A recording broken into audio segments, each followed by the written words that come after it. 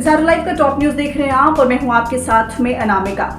बिहार में महागठबंधन की सरकार बन चुकी है, जिसके बाद से बिहार की राजनीति में आरोप या फिर प्रत्यारोप, इसका खेल जो है वो शुरू हो चुका है। बीजेपी लगातार सरकार को घेरने में लगी हुई है। वहीं मंत्री तेज प्रताप यादव के जो विभागीय मीटिंग थी उसमें उनके बहनोई के शामिल होने पर बीजेपी को एक मुद्दा मिल गया है। इसको लेकर के बीजेपी ने तेज प्रताप यादव को आड़े हाथों लिया है और साथ ही साथ अपने मंत्रियों को लेकर के पहले ही आरजेडी की फजीहत जो है वो हो रही थी, पर मंत्री तेज प्रताप यादव वाले मामले ने इस आग में घी का काम कर दिया है। विभागीय मीटिंग में बहनोई को शामिल किए जाने को लेकर के बीजेपी लगातार तेज प्रताप यादव को घेरने में लगी हुई है, लेकिन अब आरजेडी की तरफ से भी बीजेपी पर आरोप लगाया गया है। आरजेडी के प्रवक्ता शक्ति सिंह यादव ने बीजेपी पर आरोप लगाते हुए कहा है कि विभागीय बैठक में अश्विनी चौबे के बेटे क्यों शामिल होते हैं।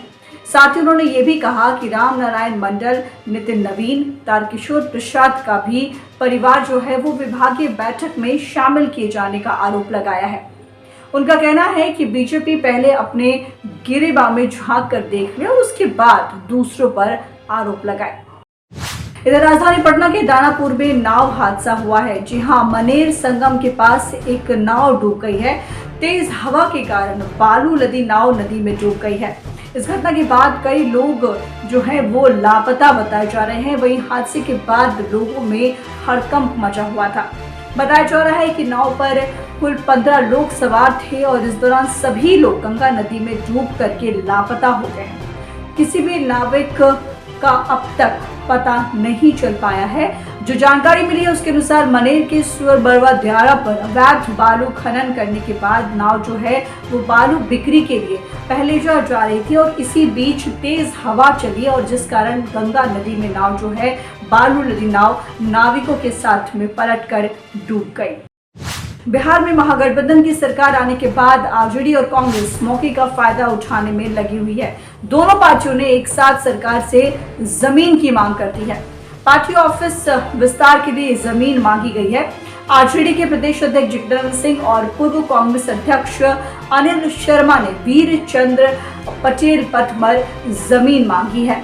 पार्टी ऑफिस विस्तार के लिए जमीन की मांग करते हुए पूर्व कांग्रेस अध्यक्ष ने ट्वीट किया है और ट्वीट करके कहा है कि माननीय मुख्यमंत्री नीतीश कुमार जी, बिहार में जदयू सहित अन्य दलों को कार्यालय आवंटित किया गया है, लेकिन कांग्रेस को ये सुविधा अब तक नहीं मिल पाई है।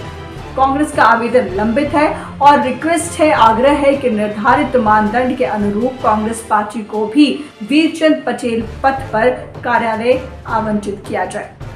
आपको साथ साथ बताते चले कि दोनों पार्टियां सत्तारूढ़ दल के तौर पर जानी जाती हैं। वीरचंद पटेल पथ में दोनों पार्टियों के पास कम जमीन है, जिसको लेकर के अक्सर ही आरजेडी और कांग्रेस की नाराजगी दिख जाती है।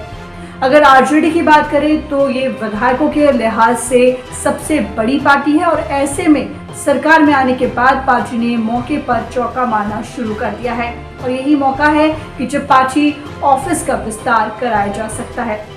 इसलिए आरजेडी के साथ साथ कांग्रेस ने भी सरकार से जमीन की लगे हाथों मांग कर दी है। और खबरों के आखिरी में पटना में बारिश का दौर जारी है। आज तेज हवा के साथ करीब 2 घंटे से अधिक देर तक बारिश हुई। फिलहाल हल्की बारिश जारी है, रुक रुक करके बारिश हो रही है। वहीं आसमान में बादल भी छाए रहे। पटना में अगले 24 घंटे में तेज हवा के साथ भारी बारिश और वज्रपात की संभावना भी जताई गई है। इसके लिए मौसम विभाग ने अलर्ट भी जारी कर दिया है। मौसम विभाग की तरफ से जो अलर्ट किया गया उसमें आपको बताएं कि बिहार की राजधानी पटना समेत 20 जिलों में भारी बारिश और वज्रपात को लेकर के अलर्ट जारी किया गया है। इधर बक्सर, भोजपुर और पटना में गंगा नदी उफान पर है। गंगा का पानी खतरे के निशान से ऊपर पहुंच गया है। बिहार में पिछले 2 दिनों से मौसम में बदलाव देखने को मिल रहा है। बिहार में मौसम विभाग ने अगले 24 घंटों तक बिहार के कई जिलों में बारिश की संभावना जताई है। इस दौरान मौसम विभाग ने वज्रपात को लेकर के अलर्ट भी जारी किया है और लोगों को सावधान रहने की अपील की है, सतर्क रहने की अपील की है। आज की बात करें तो रविवार को पटना सहित बक्सर, रोहतास, कैमूर, भोजपुर, औरंगाबाद, सुपौल, किशनगंज, भागलपुर, अररिया, बांका और जमुई जिले में तेज बारिश के साथ वज्रपात होने के आसार है। फिलहाल टॉप न्यूज में इतना ही। नाम का खुद इजाजत। नमस्कार।